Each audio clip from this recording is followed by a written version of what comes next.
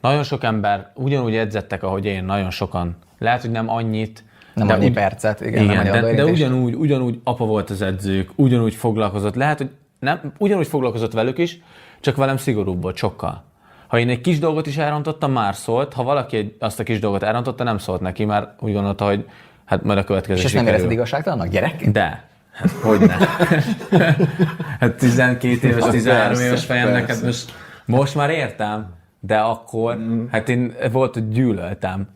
Hogy kitűztünk egy célt, hogy ő is a legmagasabb polcra tett engem, és én is oda tettem magamat, mivel hittem neki. Ezért így nőttem fel, így nőttünk fel. És ez miatt tudtam eljönni idáig, ahol vagyok, mert ez volt a mindset, amit mondtam most így a dolgozókról, hogy mindent beleraktam, mindent háttérbe szorítottam, mindent csak a foci, csak az edzés, csak a munka, minden.